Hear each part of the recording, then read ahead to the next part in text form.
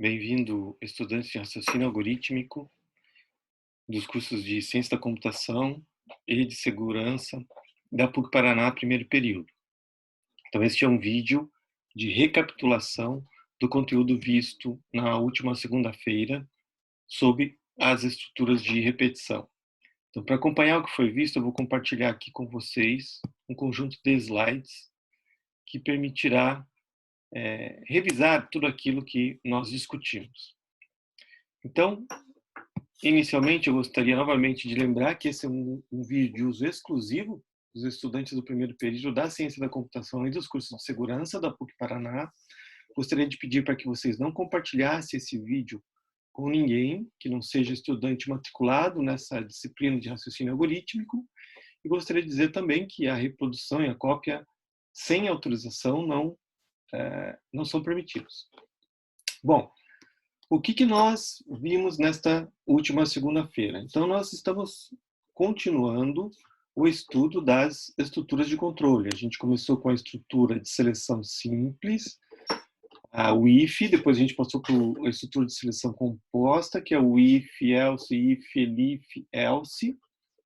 Essas estruturas a gente entendeu tanto do ponto de vista do pseudocódigo, que seria o Portugal, e do ponto de vista do Python, fizemos alguns exercícios, e agora a gente está avançando em direção às estruturas de repetição. Então, nós temos basicamente três estruturas de repetição distintas. Nós estudaremos aqui duas delas, pois somente essas duas a gente vai conseguir implementar em Python. O que é uma estrutura de repetição? Uma estrutura de repetição é uma estrutura que permite que a gente repita de forma controlada um conjunto de comandos. Então, em diversas situações em programação, a gente precisa repetir comandos de forma controlada. O que significa dizer que a repetição é realizada de forma controlada? Significa dizer que nós conhecemos quantas repetições serão feitas a priori, ou, quando não sabemos, construímos uma condição que permita que a repetição não seja infinita, ou seja, que ela seja finalizada em algum ponto. Nós estudaremos, então, duas estruturas distintas, e depois que a gente tiver estudado as duas estruturas, a gente faz uma análise de como decidir quando usar a estrutura 1 e quando usar a estrutura 2. As estruturas de repetição também são conhecidas como laço. É uma maneira mais comum, né, um jargão da área, digamos assim, de se referir às estruturas de repetição. Bom, então, a primeira estrutura de repetição que a gente vai estudar é a estrutura de repetição com teste no início. Por que essa estrutura tem esse nome? Porque, como vocês estão vendo aqui, é a estrutura enquanto. Para eu começar a repetição dos comandos que estão dentro da estrutura enquanto, eu preciso verificar esta condição. Enquanto esta condição for verdadeira, o bloco de comandos que eu posicionei dentro do enquanto será executado. Ou seja, qual é a lógica de funcionamento da estrutura enquanto? A lógica é a seguinte: enquanto condição for verdadeira, o bloco de comandos será repetido. Nesse caso, quais são os comandos que eu posso posicionar dentro do enquanto? Você pode posicionar diversos tipos de comandos distintos. Você pode fazer um cálculo, pode fazer um teste, pode incluir uma outra estrutura de repetição. Mais à frente, a gente vai tentar organizar os comandos dentro do algoritmo de forma que alguns deles a gente vai tentar evitar de colocar dentro de uma estrutura de repetição. Mas neste momento, a gente pode colocar qualquer comando ali dentro, mesmo que seja a leitura de um dado do teclado, um cálculo aritmético qualquer, etc. A quantidade de comandos que você insere dentro do enquanto também é variável. Varia de 1 até n. É lógico que a gente vai usar o bom senso e evitar a criação de estruturas de repetição com um bloco de comandos muito extensos. Assim que a gente começar a estudar o processo de modularização, ou seja, a criação de funções, vocês vão perceber que isso tem um impacto direto na estruturação do algoritmo. E as estruturas de repetição passarão a conter um número menor de comandos, porque a gente vai conseguir diluir a complexidade da solução do problema em pequenos módulos. No momento, toda a solução do problema estará composta num único módulo, é aquilo que a gente chama de módulo principal, o que leva, obrigatoriamente, né, a, eventualmente, termos um número maior de comandos dentro do enquanto. Então, essa é uma situação que a gente vai retornar no futuro. Então, recapitulando, você precisa criar uma condição que permita que essa repetição seja feita e que, em algum momento, essa repetição seja encerrada. Bom, normalmente, para controlar a repetição, a gente pode lançar mão de uma variável contadora. Uma variável contadora é uma variável do tipo inteiro, que começa com um valor inicial conhecido e vai tendo seu valor modificado ao longo das repetições, de tal forma que, em algum momento, ela atinge um valor padrão também previamente determinado, que vai levar a esta condição ser falso. Ou seja, conforme é apresentado no exemplo a seguir, o contador vai começar com o valor inicial, vai evoluir através do incremento que a gente já vai revisar e vai levar essa condição a ser falso, que vai determinar o encerramento da repetição. Então, nesse caso aqui, nós temos um algoritmo em pseudocódigo, em Portugal, que simplesmente, né, repete esse bloco de comandos aqui 10 vezes. A gente não está resolvendo nenhum problema específico nesse algoritmo, é um exercício brinquedo para a gente entender o funcionamento do comando enquanto. Então, nesse caso, o contador começa com 0 e ele vai sendo incrementado até chegar num valor final. Bom, qual é a condição que a gente criou? A gente criou uma condição que é uma expressão relacional que vai redundar no valor verdadeiro ou falso, dependendo do valor do contador. Então, na primeira vez, o contador é 0. 0 é menor que 10, verdadeiro ou falso? Verdadeiro. Portanto, eu tenho a autorização para executar uma repetição. Então, eu vou executar os dois comandos que tem dentro do enquanto. Como é que eu sei que esses comandos estão dentro do enquanto? Perceba que eles foram deslocados para a direita, o que determina que ambos estão dentro do enquanto. Além disso, em pseudocódigo, a gente tem uma palavrinha reservada, né, chamada fim enquanto, que facilita o seu entendimento de que o enquanto foi encerrado, não é? Vocês vão perceber daqui a pouco que o Python não tem essa palavrinha reservada, então é o deslocamento dos comandos à direita que determinam quais são os comandos que estão dentro do enquanto e quais são os comandos que estão fora. Então, voltando ao nosso exercício aqui. Na primeira vez, enquanto é 0, 0 é menor que 10, verdadeiro, eu vou executar essas duas linhas. Então, primeiro, eu vou imprimir na tela contador igual a 0, que é o valor do contador, e vou para a segunda linha. A segunda linha é um comando de incremento. Nesse comando de incremento, eu vou acrescentar 1 ao valor corrente do contador. Então, perceba que na matemática, primeiro eu resolvo o lado direito da expressão e o resultado eu atribuo para o lado esquerdo, que no caso é a variável contador. Então, na primeira vez, contador é 0, 0 mais 1 dá 1, 1 eu atribuo para contador. E retorno para o teste. Essa é a lógica da repetição. Então, voltei para o teste e verifico. O contador agora tem 1. 1 é menor que 10, verdadeiro ou falso? Verdadeiro. Então, a repetição continua. Ou seja, eu imprimo contador igual a 1 agora e passo para a linha da variação. 1 mais 1 dá 2, contador recebe 2, voltamos lá para cima e testamos novamente. 2 é menor que 10, verdadeiro ou falso? Verdadeiro. Ou seja, iniciamos uma terceira repetição. Então, o algoritmo continua imprimindo o valor do contador na tela e incrementando o contador de forma repetida até que essa condição seja falsa. Então, o contador vai para 3, para 4, para 5, para 6, para 7, para 8. Vamos parar em 9. O contador é igual a 9. Testamos aqui. 9 é menor que 10, verdadeiro ou falso? Verdadeiro. Então, ele continua na repetição, ele vai para a sua 10ª repetição. Ele vai imprimir na tela contador igual a 9 e vai incrementar o contador. Então, 9 mais 1, 10. Contador recebe 10. Voltamos para a condição e avaliamos novamente. 10 é menor que 10, verdadeiro ou falso? Então, finalmente, chegamos ao momento onde a condição passou a ser falsa.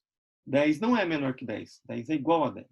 Então, neste momento, a repetição encerra-se, a gente vai para o enquanto e passamos a executar os comandos que tem após o enquanto. No caso aqui, a gente chega no final do algoritmo. Esse mesmo algoritmo eu vou implementar usando while, que é o comando equivalente no Python. Então, while é o enquanto. Então, while a condição for verdadeiro, bloco de comando será repetido. Então, perceba aqui como é que ficou o mesmo algoritmo implementado em Python.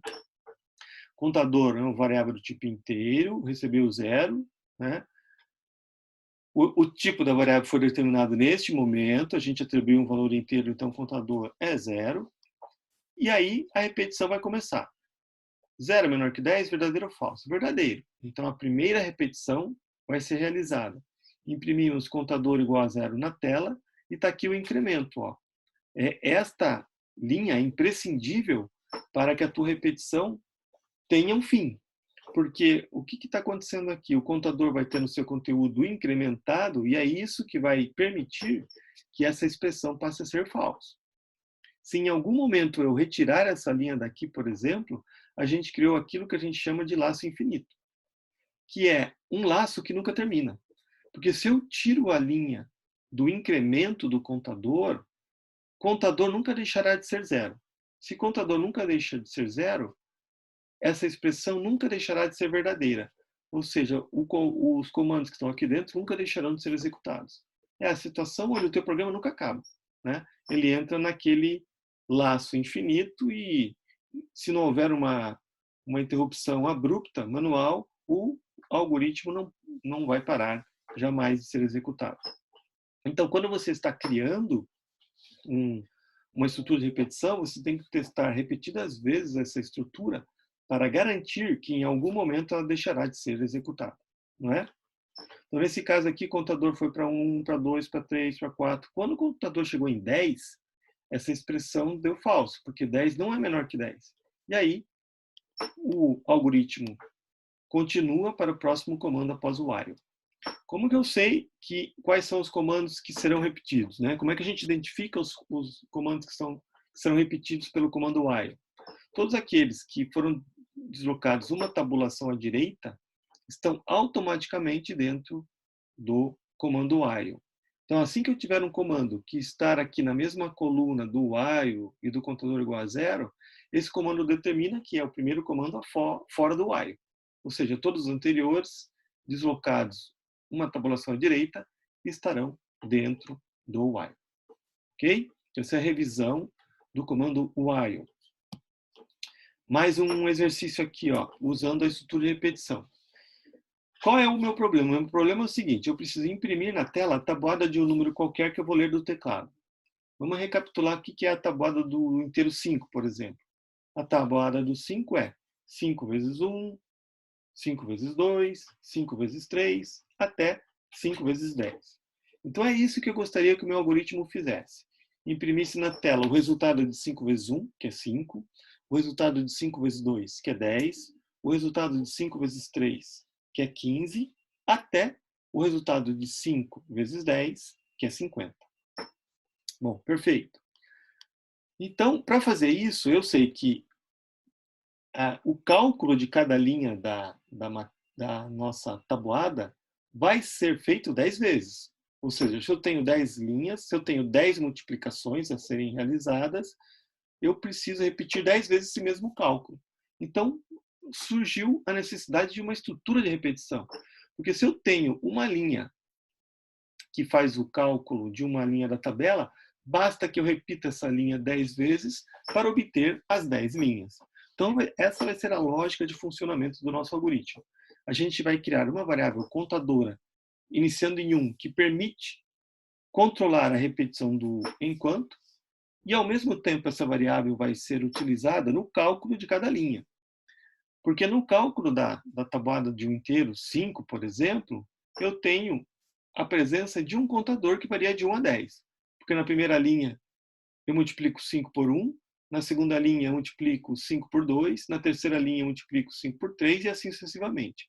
Quem faz o papel desse 1, desse 2, desse 3 até 10, no nosso caso, vai ser a variável contadora. Então perceba, número foi líder do teclado. Digamos que o usuário tenha digitado 5.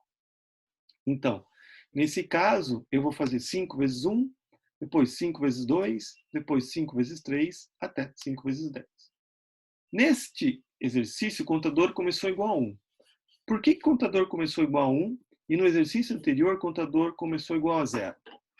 Porque neste problema, eu quero que, além do controle da repetição, o contador faça parte da solução do problema. Na primeira vez, eu preciso multiplicar o n, o número, por exemplo, 5, pelo inteiro 1. Então, se o contador começar com 1, eu posso usar automaticamente o contador nesse cálculo. O cuidado que eu preciso ter, então, é que a minha expressão, que é a condição que determina a repetição, permita que eu repita esses comandos 10 vezes.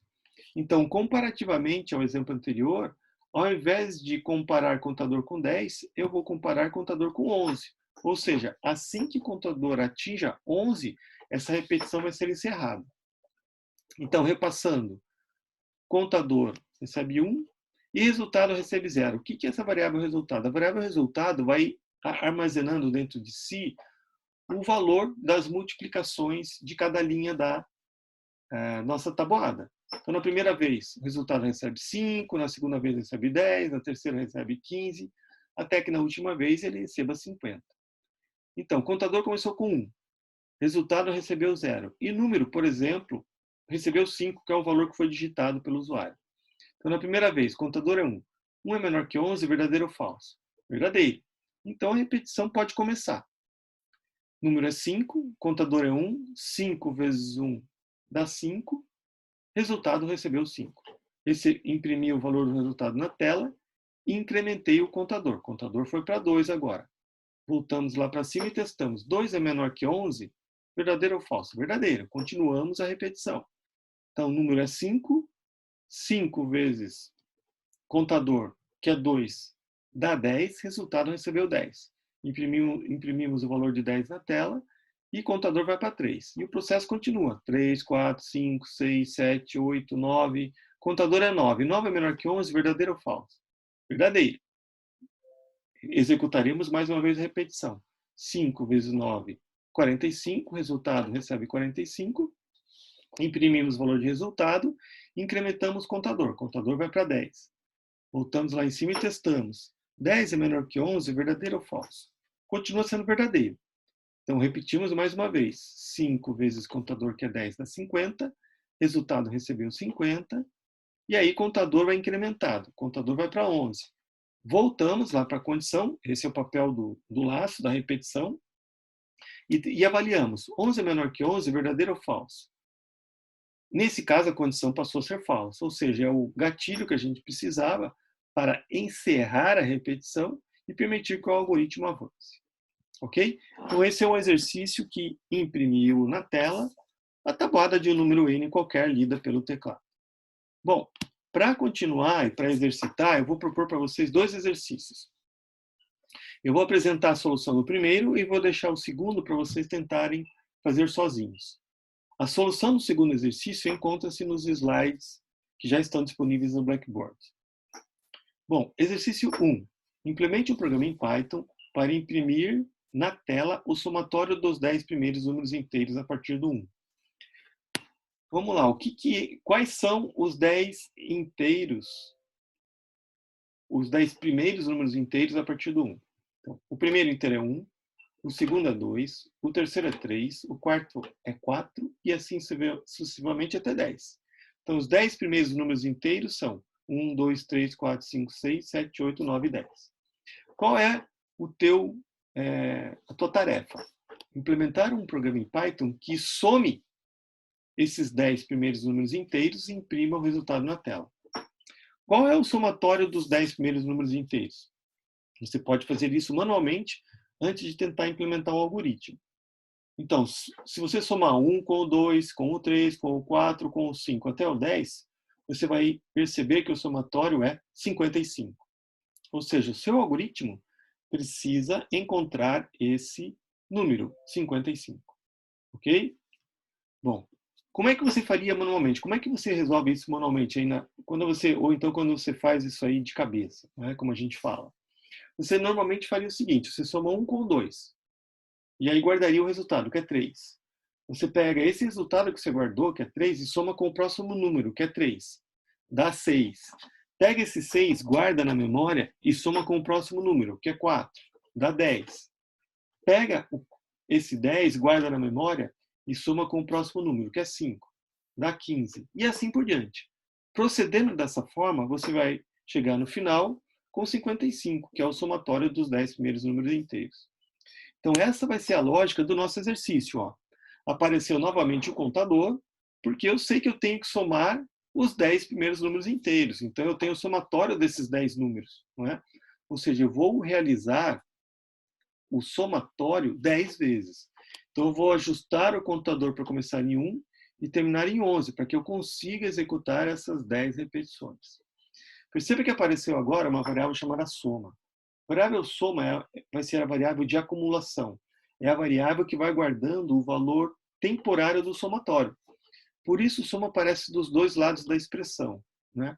Soma começa com um valor, que vai ser somado ao contador, e o resultado vai ser armazenado em soma. Então, conforme o processo de somatório vai avançando, soma vai guardando esse valor intermediário.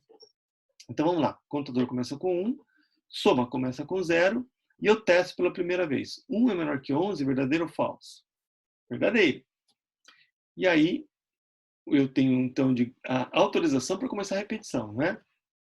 Então, soma começou com 0, primeira vez, soma não tem nada, né? Para não ter diferença lá no final. 0 mais 1 dá 1, soma recebeu 1. Então, o primeiro valor acumulado é 1.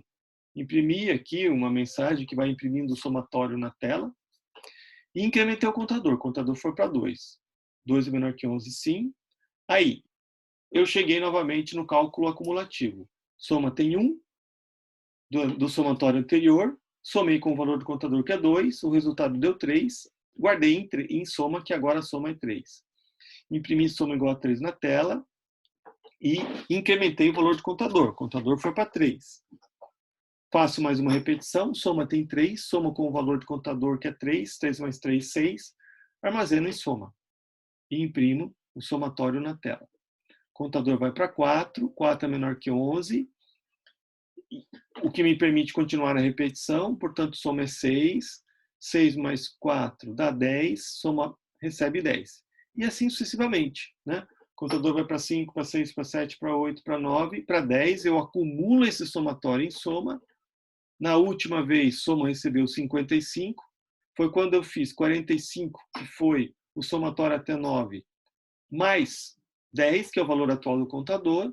Soma recebeu 55. Imprimi somatório igual a 55 e incrementei o valor do contador. O contador foi para 11. 11 é menor que 11, verdadeiro ou falso? Verdadeiro. Desculpe, falso agora, né? 11 não é menor que 11. Contador é 10. 11 não é menor que 11. 11 é igual a 11. O que leva essa expressão a ser falso. E aí, o nosso algoritmo encerra-se. Bom, o exercício 2 eu vou deixar para vocês tentarem fazer sozinhos. A ideia dele é o seguinte, ele pede que você implemente um programa em Python para ler do teclado a nota de um aluno. A ideia é que você verifique se essa nota é válida. Se a nota não for válida, você vai ler novamente a nota do aluno. É aqui que aparece a repetição. Porque se o usuário repetir a leitura de um valor inválido, o teu algoritmo vai pedir que ele digite um valor novamente. O que é um valor inválido para uma nota? Por exemplo, ninguém pode ter uma nota negativa, receber uma nota menos 3, por exemplo. Por outro lado, se o sistema de avaliação vai de 0 a 10, ninguém pode receber uma nota igual a 35. Então, o teu algoritmo tem que verificar se essa nota que eu li do teclado está no intervalo válido, que é de 0 a 10. Então, 1 é o valor válido, 9,7 é o valor válido, 6,1 é o valor válido, 8,8 é um valor válido. Então, nesse exercício, a dica é, eu não sei quantas repetições serão feitas, porque enquanto a nota a ser digitada for inválida, a repetição será executada. Então, se na segunda vez eu já digitei um valor válido, a repetição encerra-se. Então, nesse exercício, você não precisará de um contador para a sua solução. Então, é um exercício diferente, você vai pensar, refletir e vai tentar implementar em Python. Depois você avalia a solução que estão nos slides. Além desse exercício, eu disponibilizei no Blackboard mais 5 exercícios envolvendo estrutura de repetição e testes para você colocar em prática o conceito que nós estamos desenvolvendo aqui. Tente fazer até o nosso próximo encontro, né, na próxima segunda-feira, e aí na próxima segunda-feira a gente vai continuar o trabalho com as estruturas de repetição e o trabalho com a implementação da solução desses exercícios extras, ok?